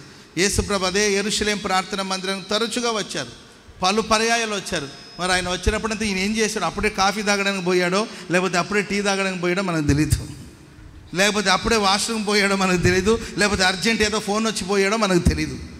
పలు పర్యాయాలు యెరూషలేం ప్రభు వచ్చినప్పుడు కూడా అవకాశాలను పోగొట్టుకుని ఉండిపోయాడండి. ప్రియులరా, అపోస్తులు పేతురు, యోహాన్లు దేవుని మందిరానికి ఎక్కి వెళుతున్నప్పుడు శృంగారం అనే దేవాలయపు ద్వారం దగ్గర ఉండి వారి వైపు తేరి చూస్తున్నాడు, సహాయం చేస్తారేమని. ప్రియులరా, దేవుడు చక్కని అవకాశం ఆ కుంటివాడికి దేవుడు ఇచ్చాడు. అదేంటంటే, వెండి బంగారాలు మా యొద్ద లేవు, నా కలిగిన దాన్ని మీకు ఇస్తాం, యేసు ప్రభు నామాన లేచి నడవమని చెప్తే వాడు దిగ్గున లేచి నిలిచి నడిచి గంతులు వేస్తూ మందిరంలోకి వెళ్ళాడు. ఆమె చెప్పండి అందరు గట్టిగా. ఇది అతని లైఫ్లో జరిగిన అద్భుతమా కాదా? ఇది మిరాకల్ కాదండి, అద్భుతం కాదండి, సూచక్రియ కాదండి. 40 ఏళ్ళ నుండి నడవలేనివాడు ఆ రోజు నడవగలిగాడు. నడవడమే కాదండి, గంతులు వేస్తూ మందిరంలోనికి వెళ్ళాడు. ఆ తర్వాత మందిరం నుండి మరలా అపోస్తులతో పాటే బయటకు వచ్చాడు. విస్తారమైన ప్రజలు, కుంటివాడు నడవడం ఏంటి, ఎలా నడిచాడు, ఒకటే సంభాషణ, ఒకటే వాద వివాదాలు. అప్పుడు ఆ కుంటివాడిని నిలబెట్టి యేసు ప్రభుని గురించి అక్కడున్న వాళ్ళందరికీ వాక్యం చెప్తే ఆ వర్తమానాన్ని విని 5,000 మంది రక్షించబడ్డారు. స్తోత్రం చెప్పండి గట్టి. హల్లెలూయా. 5,000 మంది జీవితాలు రూపాంతరం చెందడానికి కారణం ఆ కుంటివాని యొక్క సాక్ష్యం. సాక్ష్యాలు ఊరికే చెప్పిస్తారా చెప్పండి? సాక్ష్యాలు దైవ సేవకుల ఘనత కొరకు చెప్పించేది కాదు. ఫలానా సేవకులు మాకు ప్రార్థన చేశారు, ఇలా జరిగింది, సేవకుల ఘనత కోసం కాదు అది. ఫలానా పాస్టర్ గారు ప్రార్థన చేసి వెంటనే మాకు ఇలా జరిగింది, ఫలానా వాళ్ళ ప్రార్థన, మనుషుల ఘనత కొరకు కాదు. సాక్ష్యం, దేవుని నామం ఘనపరచబడాలి. రెండవదిగా ఆ సాక్ష్యాల ద్వారా 1,000 మంది ప్రజల జీవితాలు వెలుగు నింపబడాలి. ఆమేన్. 1,000 మంది, 5,000 మంది రక్షించబడ్డారు. ప్రియులారా, ఈ ప్రశస్త రాత్రి కృపతో దేవుడిని నింపబోతున్నాడు, కృపని ఎడల కనపరచబోతున్నాడు. అది అత్యధికమైన కృప. ఆ కృప ఏం చేస్తుందంటే, నీ ద్వారా నీకు ఒక అద్భుతం ప్రభు చేయబోతున్నాడు. నీ ద్వారా దేవుడు అద్భుతాలు జరిగించబోతున్నాడు. నీ ప్రార్థన ద్వారా, నీ విశ్వాసం ద్వారా, నీ సాక్ష్యము ద్వారా దేవుడు సూచక్రియలు జరిగించబోతున్నాడు. నీ ద్వారా 1,000 మంది ప్రజల్ని దేవుడు చీకట్లో నుండి ఆశ్చర్యకరమైన వెలుగులోనికి రప్పించబోతున్నాడు. హల్లెలూయా.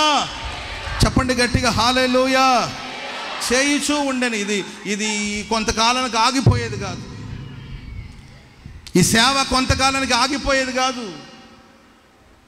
ఇది బ్రేక్ అయ్యేది కాదండి, ఆగిపోయేది కాదు, సాగిపోతూనే ఉంటుంది. మనం ఉన్నా లేకపోయినా ఏంటండి, ప్రభు మమ్మల్ని పిలుచుకున్నా, మనం ప్రభు సన్నిధికి వెళ్ళిపోయినా, ప్రభు రాకడ ఆలస్యమైతే ప్రభు వచ్చేంత వరకు ప్రియులరా, ఈ హోసన్న పరిచర్యలో, ఈ తణుకు సంఘంలో దేవుడు అద్భుతాలు జరిగిస్తూనే ఉంటాడు, సూచక్రియలు జరిగిస్తూనే ఉంటాడు. చేయించూ ఉండేను. Praise the Lord. చెప్పండి గట్టిగా, హల్లెలూయా. ఆ తర్వాత ప్రియులరా, అందరూ పోగైపోయి స్టెఫెన్కి వ్యతిరేకంగా లేచినప్పుడు, స్టెఫెన్కు కృప పొందిన స్టెఫెన్కి వ్యతిరేకంగా ఆత్మను పొందిన స్టెఫెనుకు వ్యతిరేకంగా, బలం పొందిన స్టెఫెనుకు వ్యతిరేకంగా మనుషులందరూ పోగైనప్పుడు, ఆయన మాట్లాడుతున్నప్పుడు అగపరిచిన జ్ఞానాన్ని, అతను ప్రేరేపించిన ఆత్మను ఎవరు ఎదిరించలేకపోయారంట. ఆమెను చెప్పండి గట్టిగా. మాట్లాడుతున్నప్పుడు జ్ఞానంగా మాట్లాడాలి. కృప పొందిన వాడి మాట జ్ఞానంగా ఉంటుంది. అర్థమైందండి? అవతల వ్యక్తి ఆడు కోపిష్ఠుడు, కర్ర తీసుకుని నీ మీదకి వచ్చాడు. అర్థమైందండి? నీ వాడికి ఎదురుగా కొట్టాను మీదకి పోకపోతే ఏమైంది? జ్ఞానంగా నడుచుకోవాలి కదండి. తెలివి లేని పనులు కొంతమంది ఆడవాళ్ళు, తెలివి లేని పనులు. ఆడు కోపిష్ఠుడు, మాట అంటే చాలు లుంగి పైకి ఎత్తుకట్టుకొని కొట్లాడడానికి వస్తాడు. అమ్మో అయ్యగారు కొంచెం సీరియస్గా ఉన్నట్టున్నాడని ఏంటండి ఇప్పుడే వస్తానని ఏదో ఒక మాట చెప్పి పక్కకు పోవచ్చు కదండి. అర్థమైందండి? కొట్టు. ఇప్పుడు ఒక ఫోన్ చేస్తే హైదరాబాద్ నుండి దిగుతాడు మా అన్నయ్య. మీ అన్నయ్య ఎప్పుడు రావాలి? హైదరాబాద్ ఏమైనా ఇక్కడ ఉందో చెప్పండి. ఇప్పుడు ఫోన్ చేస్తాను. అర్థమైందండి? ఇదే బడాయి బచ్చా కూడలేక సచ్చ అంటే ఇదే. వద్దు. ఎదిరించే వాళ్ళు వచ్చినప్పుడు, బెదిరించే వాళ్ళు వచ్చినప్పుడు, వాద వివాదాలకు అవకాశం వచ్చినప్పుడు, అతను మాట్లాడుతున్నప్పుడు అతడు అగపరిచిన జ్ఞానం, కృప పొందినవాడు అగపరిచే జ్ఞానం, పరిశుద్ధాత్ముడు అతన్ని ప్రేరేపించినప్పుడు, అతన్ని ప్రేరేపించిన ఆత్మను, మనల్ని కాదండి, మనల్ని ప్రేమించే ఆత్మను, మనల్ని ప్రేరేపించే ఆత్మను ఎవరు ఎదిరించలే. ఒక కృప పొందిన వాడిని ఎవరు ఎదిరించలేరండి. స్తోత్రం చెప్పడానికి గట్టిగా. వాళ్ళు గుంపుగా రాని, లక్షల మంది రాని, వేల మంది రాని, తర్కాలు చేయడానికి రాని, వాద వివాదాలకు రానండి. ఒకడు కృప పొందినవాడైతే ఆయన మాటలను ఎవరు ఎదిరించలేరండి. ప్రియులరా, ఆ తర్వాత నిందలని మోపి తీసుకొచ్చి సభలో నిలబెడితే సభలో ఉన్న వాళ్ళందరూ స్టెఫెను చూసినప్పుడు ఒక దైవదూతలా కనిపించాడు. ఆమె చెప్పడం గట్టిగా. నీవు ఎలా కనిపించాలండి? చెప్పాలి. ఎలా కనిపించాలి? ఒక దూతలా కనిపించాలి. కొంతమంది అంటారు, నాకు కానీ కోపం వస్తే నేను మనిషినే కాదంటారు, జంతువు. వాళ్ళే ఒప్పుకుంటారు, నాకు కానీ కోపం వస్తే నేను మనిషినే కాదంటారు. మనిషిగా మారు. Praise the Lord. మనిషిగా మారండి. Praise the Lord. మనుషులుగా మారాలి మనం. దేవుడు మనల్ని మనుషులుగా సృష్టించాడు.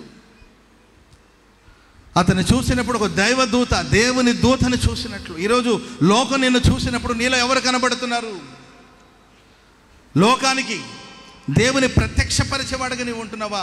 కృప పొందిన వాడిని చూసినప్పుడు ఒక దేవదూతను చూసిన ఒక ఫీల్. ఎందుకంటే ఆ దేవదూత నోట శుభవచనాలు ఉంటుంది. దయాప్రాప్తురాలా, నీకు శుభము కలుగునుగాక. హల్లెలూయా. అతని నోట శుభవచనాలు ఉంటుంది. అతడు దేవుని సన్నిధి నుండి దేవుని మాటలు మోసుకుంటూ వస్తాడు. ఆ మాటలు కుటుంబాన్ని కడుతుంది. యోసేపు మరియమ్మకు వచ్చిన గర్భం అది పరిశుద్ధాత్మ వలన కలిగినది. నీ భార్యను రహస్యంగా విడవాలని అనుకుంటున్నావా? తప్పు యోసేపు. ఇది దైవ కార్యం. ఇది దేవుని దూత యొక్క మాట. ఆ మాట వలన, ఆ మాట విన్న తర్వాత యోసేపు తన భార్యను చేర్చుకున్నాడు. ఓ ప్రమాదం జరుగుతున్నప్పుడు దేవదూత ప్రత్యక్షమై, యోసేపు శిశువుని నీ భార్యను తీసుకుని నీవు ఐగుప్తు దేశానికి వెళ్ళు. దేవుని దూత యొక్క మాట ప్రమాదాల నుండి మనల్ని తప్పిస్తుంది. దేవుని దూత యొక్క మాట. గొర్రెల కాపర్లందరూ కూడా ఆనాడు యేసు ప్రభు దగ్గరకు వచ్చారు. దేవుని దూత మాట అది. ఒక దైవదూతలాగా మనం బ్రతుకుతున్నామా? కృప పొందినవాడు ఒక దూతలాగా ఉంటాడు. ఎక్కడుండో 6 రెక్కలేసుకొని, 2 రెక్కలేసుకొని, 8 రెక్కలేసుకొని, 4 రావాల్సిన రెక్కలు కట్టుకున్న దూతలు అవసరం లేదు. కృప పొందితే నీవే ఒక దైవదూతగా మార్చబడతావు. చెప్పండి కూడా మంది గట్టిగా. దేవుని దూతగా మార్చబడతావు. Praise the lord. 1-2 మాటలు చెప్పి నేను ముగించేస్తాను. కొరింథీయులకు రాసిన 2వ పత్రిక 8వ అధ్యాయం 2వ వాక్యాన్ని చదవండి. కొరింథీయులకు రాసిన 2వ పత్రిక 8వ అధ్యాయం 2వ వాక్యం. ఎలాగనగా వారు బహుశ్రమల వలన పరీక్షింపబడగా అత్యధికముగా సంతోషించారు. ఓకే. వారు నిరుపేదలైనప్పటికీ వాళ్ళ దాతృత్వం బహుగా విస్తరించింది. ఈ కృప విషయంలోను పరిచర్యలోను పాలు పంపులు పొంది విషయంలోను మనపూర్వకముగా వేడుకొనుచు సామర్థ్యం కొలదిగా కాకే, సామర్థ్యం కంటే ఎక్కువగా తమ్మంతట తమను తాము ఇచ్చుకున్నారు. ఒకవైపున దేవునికి, మరొకవైపున దైవ సేవకులకి తమను తాము అప్పగించుకున్నారంట. స్తోత్రం చెప్పండి అందరూ గట్టిగా గట్టిగా. హల్లెలూయా. వాళ్ళకు కలిగిన ఆ శ్రమలో ఏంటి, అత్యధికమైన శ్రమలో వాళ్ళు ఏంటంటే వాళ్ళకు వచ్చిన అనేకమైన శ్రమలో వాళ్ళు అత్యధికంగా సంతోషించారంట. ఆమె చెప్పండి అందరూ గట్టిగా. హల్లెలూయా. శ్రమలో సంతోషించాను. అన్నీ అనుకూలంగా ఉంటే ఏంటండి, కడుపు నిండా తిండి, కంటి నిండా నిద్ర, అర్థమైందండి. ఇవన్నీ ఉంటే ఎవరైనా సంతోషంగా ఉంటారు. కానీ వాళ్ళకి అనేక శ్రమలు ఉన్నప్పుడు కూడా ఆ శ్రమలన్నిట్లో కూడా వాళ్ళు అత్యధికంగా సంతోషించారంట. ఇది ఏ సంఘం? మాసిదోనియాలో ఉన్న సంఘం. ఆమె చెప్పడం గట్టిగా. వాళ్ళ విశేషాలంటే వాళ్ళకి ఎన్నో శ్రమలు, ఎన్నో పోరాటాలు ఉన్నప్పుడు కూడా శ్రమల మధ్యలో కూడా సంతోషించే అనుభవం. ముళ్ళ మధ్యలో ఉన్న ఒక రోజా పువ్వు. స్తోత్రం చెప్పడం గట్టిగా. ముళ్ళ మధ్యలో ఉన్న రోజా పువ్వు, బలురక్కసి చెట్ల మధ్యలో వల్లి పద్మం ఉన్నట్లు సంఘానికి పలు విధమైన శ్రమలు రావచ్చు. సంఘం లోపల, సంఘం వెలుపటది. వెలుపల నుండి శ్రమలు రావచ్చు, లోపల నుండి సమస్యలు రావచ్చు. దూరంలో ఉన్న మనుషుల ద్వారా సమస్యలు రావచ్చు, శత్రువుల ద్వారా సమస్యలు రావచ్చు, మన మిత్రుల ద్వారా సమస్యలు రావచ్చు. అనేక శ్రమల వలన వాళ్ళు పరీక్షించబడినప్పటికీ వాళ్ళు అత్యధికంగా సంతోషించారంట. శ్రమలు రావని నేను చెప్పలేనండి, ఎందుకంటే క్రైస్తవ జీవితం అనేది పూలబాట కానే కాదు. క్రైస్తవ జీవితంలో ఎన్నో అనేక శ్రమలను అనుభవించిన తర్వాతనే మనం దేవుని రాజ్యంలో ప్రవేశిస్తాం. ఆమె చెప్పండి గట్టిగా. యేసు ఏమన్నాడు? లోకంలో మీకు శ్రమ కలుగును, ఆయనను మీరు ధైర్యం తెచ్చు. లోకంలో మీకు శ్రమ లేదు అని ఆయన చెప్పడు. లోకంలో మీకు శ్రమ కలుగును, ఆయనను ధైర్యం తెచ్చుకోండి, నేను లోకాన్ని జయించాను, మీకు కూడా జయం లభిస్తుంది. అనేక శ్రమల వలన వాళ్ళు పరీక్షించబడినప్పుడు ఆ పరీక్షలో, ఆ శోధనలో, శ్రమలో వాళ్ళు అత్యధికంగా సంతోషించారు. Praise the Lord. ప్రియమైన తణుకు సంగమా, మీకు శ్రమల వెంట శ్రమ, సమస్యల వెంట సమస్యలు రావచ్చు, పోరాటాలు రావచ్చు. ఇది మీకు ఒక పరీక్ష కాలం కావచ్చు. Praise the lord.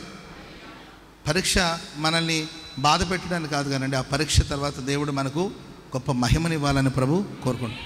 నశించిపోయే సువర్ణం అగ్ని పరీక్ష వలన అది పరీక్షించబడుతుంది. అది పరీక్షించబడిన తర్వాత అది శుద్ధ సువర్ణంగా మారేటట్లు మన జీవితంలో కలిగే అనేక శ్రమలు, శోధనలో వాటిలో మనం నిలిచినప్పుడు మెప్పును, మహిమను, ఘనతను దేవుడు దయచేస్తాడు.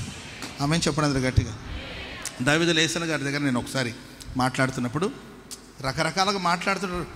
కొన్ని పుకార్లు, షికార్లు చేస్తూ ఉంటాయి. అలా ఒక పుకారు ఏదో షికార్లు చేస్తుంటే ఆ న్యూస్ నేను ఒకసారి యేసన్న గారి దగ్గరికి వెళ్ళి చెప్పినప్పుడు యేసన్న గారు నాకు ఒక మాట చెప్పారు. అదేంటంటే, అంటే అన్నారు లేరా, వాళ్ళు వీళ్ళు అని అని అని అని యేసన్న గారు ఎంతటి వాడు అయిపోయాడు. స్తోత్రం చెప్పడం గట్టిగా. వాళ్ళు వీళ్ళు అని అని అని అని యేసన్న గారు ఒకప్పుడు ఎక్కడో ఉన్నాడు రా, ఈరోజు ఎంతటి వాడు అయ్యాడంటే, మనుషులు నన్ను అని అని అని అని అని దేవుడు అవన్నీ విని, వీళ్ళు అని ఆయన విని. Praise the Lord. నిజమే, మనకు పలు విధమైన శోధనలు వస్తాయి, శ్రమలు వస్తాయి, వాటిలో మనం పరీక్షించబడతాం.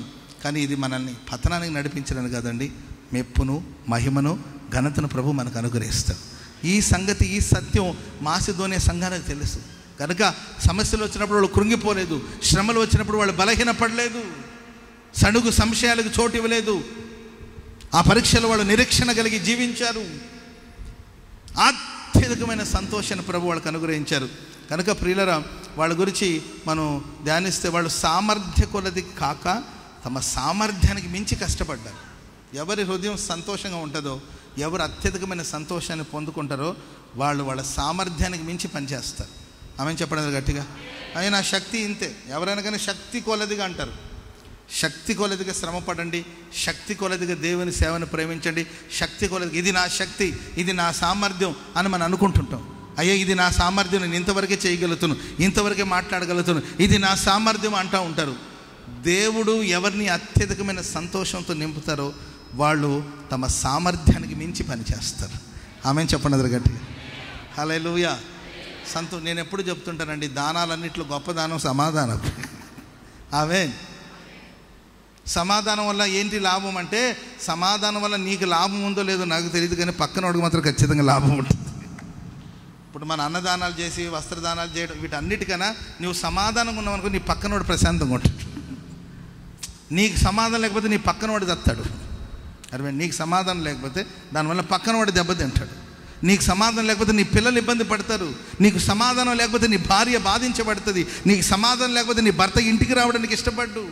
నీకు సమాధానం లేకపోతే నీ పిల్లలు నీతో మాట్లాడడానికి ఇష్టపడరు. నీకు సమాధానం లేకపోతే నీ తల్లిదండ్రులు నీకు ఏదైనా చెప్పాలనుకున్నా చెప్పలేరు.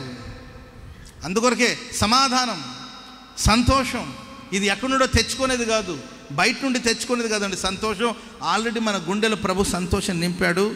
బావిల నుండి నీళ్లు చేదినట్లు నీ లోపల నుండి ఆ సంతోషాన్ని వెలుపలికి తీయాలి. స్తోత్రం చెప్పండి గట్టిగా. ఇది రక్షణ సంతోషం.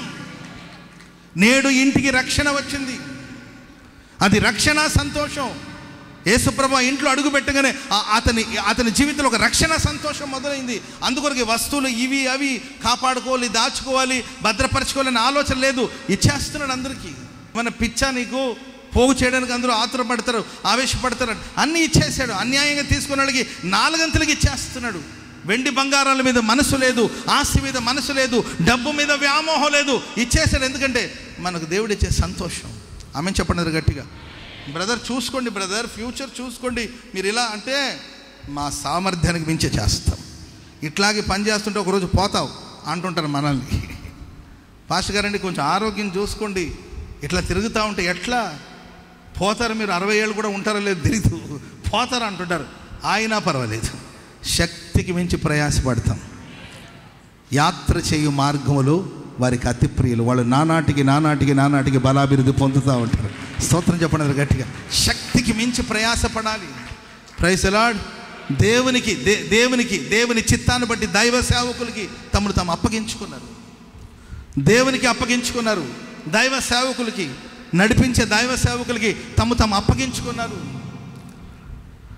దైవ సేవకులకి వ్యతిరేకమైన పనులు, ఉపదేశానికి వ్యతిరేకమైన పనులు, ప్రశ్నించడం ఇవన్నీ ఏమీ లేవండి. దైవ చిత్తానుసారమైన దైవ సేవ అవి కూడా చూసుకోవాలి. అందరికి అప్పగించుకోమని కాదు, దైవ చిత్తానుసారముగా దేవుని ఏర్పాట్లో ఉన్న దైవ సేవకులకి, దేవుని ప్రణాళికలో ఉన్న దైవ సేవకులకి, దేవుని పిలుపు ఏర్పాట్లో ఉన్న దైవ సేవకులకి తమ అప్పగించుకోరు. ఎందుకంటే వాళ్ళలో దేవుడు ఏర్పాటు చేసిన అత్యధికమైన సంతోషం. ఆమె చెప్పండి గట్టిగా హల్లెలూయా. ఒకడికి 100 ఎకరాలు ఉన్నాయంట. ఎన్ని ఎకరాలు ఉన్నాయండి? 100 ఎకరాలు ఉన్నాయండి. ఈ 100 ఎకరాలు అమ్మేసి ఆ మూల మీద 1 ఎకరా స్థలం ఉంటే దాన్ని కొన్నాడు. వేరే బాబు నీకేమైనా పిచ్చా? 100 ఎకరాలు మంచి భూమి, మంచి పంట పొలాలు, నీటి వసతులున్న పొలాలు బాగా పండుతున్నాయి కదా. ఏం పోయే కాలం వచ్చిందిరా, ఎవరు చెప్పారు నీకు, ఎందుకు అమ్ముతున్నావు? లేదు ఆ 1 పొలం కొనడానికి ఈ 100 ఎకరాలు అమ్మేసి ఆ 1 ఎకరం పొలం కొన్నాడంట. ఇతను ఆసక్తిని బట్టి వాళ్ళు ఆ పొలానికి ధర పెంచేస్తున్నారు. ఎంత పెంచినా నేను ఖచ్చితంగా కొంటాను అని మొత్తం మీద కొన్నాడు. అందరూ అనుకున్నారు ఎందుకు కొన్నాడు అని. ఆ తర్వాత ఆలోచిస్తుంటే పొలం కొని రిజిస్ట్రేషన్ అయిన తర్వాత దాన్ని త్రవ్వడం ప్రారంభిస్తే దాంట్లో నుండి బంగారం బయటకు వచ్చింది. స్తోత్రం చెప్పండి గట్టిగా హల్లెలూయా. మన కొరకు శ్రేష్టమైన స్వాస్థ్యాన్ని ప్రభు సిద్ధపరిచాడు.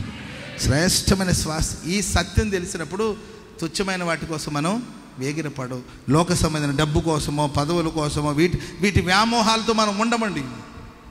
ఆ మాసిదోనియ సంఘానికి అనేక శ్రమల వల్ల వాళ్ళు పరీక్షించబడ్డారు. అయినా వాళ్ళు అత్యధికంగా సంతోషించారు. ఎందుకంటే ఆ సంతోషాన్ని దేవుడు వాళ్ళకి ప్రసాదించాడు. Praise the Lord. ఏది చేసిన మనస్ఫూర్తిగా, ఏది ఎదుట యెహోవాకు సమూయేలు పరిచర్య చేశాడు. సామర్థ్యాన్ని బట్టి కొలతలేసుకుని లెక్కలేసుకుని కాదు. Praise the Lord. లెక్కలేసుకొని కొలతలేసుకొని కాదండి. దేవుని సేవలో, దేవుని పనిలో ఆరాధన చేసేటప్పుడు కూడా చూసుకొని, జుట్టు చెదిరిపోకుండా, బట్టలు నలిగిపోకుండా, ఓవర్గా స్వెట్ వస్తే నీరసం వస్తుందేమో అని చెప్పి, అర్థమైందండి, చూసుకొని కాదు, హృదయపూర్వకంగా సామర్థ్యాన్ని బట్టి కాదు, శక్తి కొలదిగా దేవుని ఆరాధించాలి. చెప్పండి కూడా మందరు గట్టిగా హల్లెలూయా. చెప్పండి గట్టిగా హల్లెలూయా. అన్న వెస్లన్న గురించి మేము ఎప్పుడు అంటూ ఉంటాం, అన్న గొంతు పోతుందేమో చూసుకోండి అంటూ ఉంటాం గుడాల పండుగలో. కానీ లాస్ట్ సాటర్డే టైంలో, వర్షిప్ ఆ టైంలో, అన్న గొంతు పోతుందేమో కొంచెం చిన్నగా పాడండి అంటారు. సరే సరే సరే సరే అంటాడు. ఇక అక్కడ ఆరాధన ప్రారంభించిన తర్వాత గొంతు ఏంటంటే చినిగిపోతుంటుంది.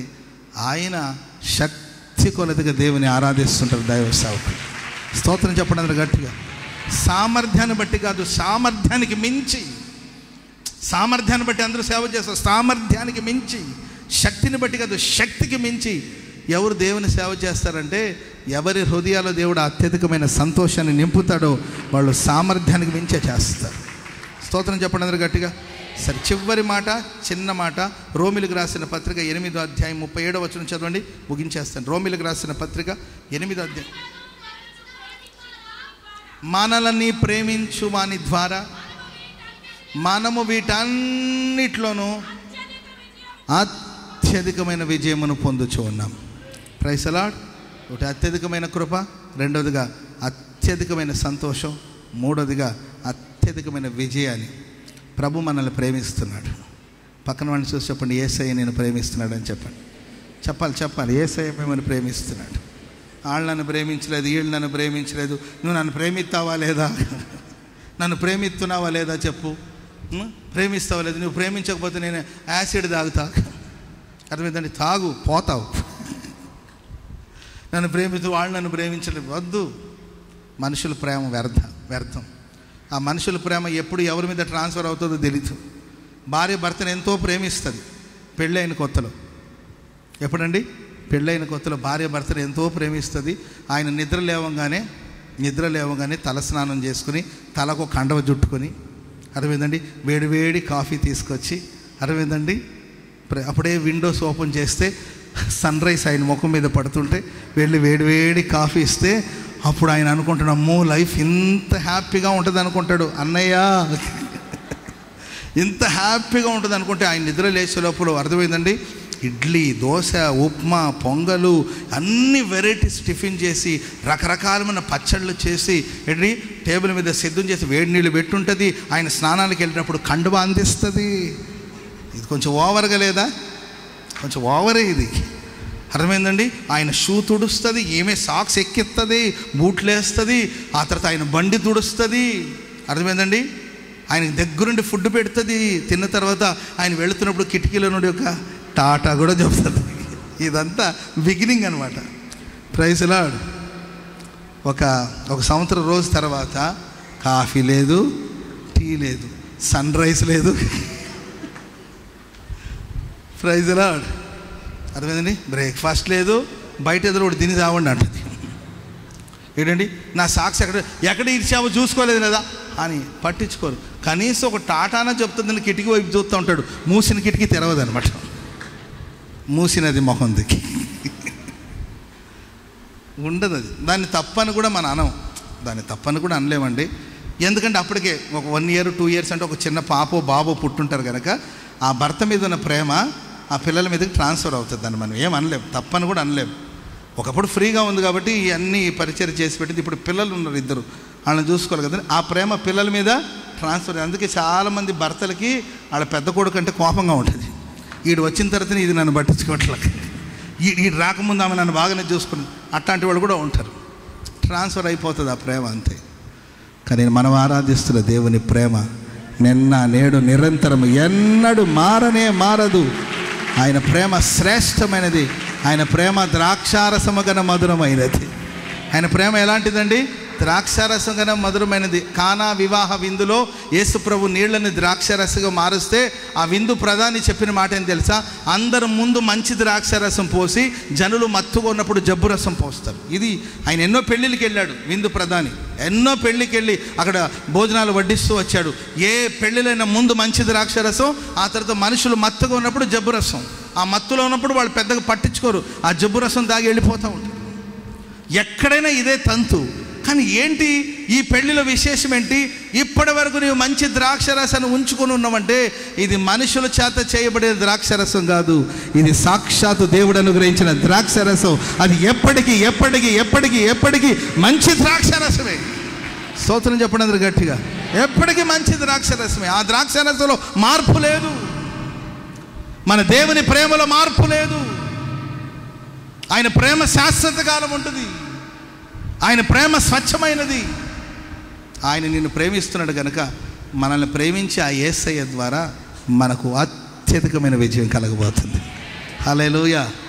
నేను ఎప్పుడు అంటూ ఉంటానండి, అపజయం అనేది మన ఇంట లేదు, వంట లేదు, మన ఇంటి పేరు హోసన్న. స్తోత్రం చెప్పడదు గట్టి. అపజయాలు పాలు చేయడు దేవుడు మనని. అధైర్యపడాల్సిన అవసరం లేదండి. ప్రభు నిన్ను ప్రేమిస్తున్నాడు కనుక అన్ని విషయాల్లో కేవలం జయం కాదండి, అత్యధికమైన విజయాన్ని ప్రభు ప్రసాదిస్తాడు. చాలామంది 30 మార్క్స్ చాలు, 35 చాలు, 40 మార్క్స్ ఉంటే చాలు ప్రభు ఎట్టో బతికేస్తాం అనుకుంటుంటారు. అట్లా ఎందుకు అనుకోవాలి? ప్రభు నిన్ను ప్రేమిస్తున్నాడు, నీకు అత్యధికమైన విజయాన్ని ప్రభు ప్రసాదిస్తాడు. హల్లెలూయా.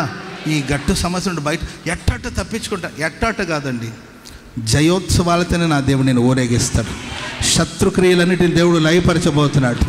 శత్రుని పాదాల దగ్గర దేవుడు పాదపీఠముగా ప్రభు మార్చబోతున్నాడు.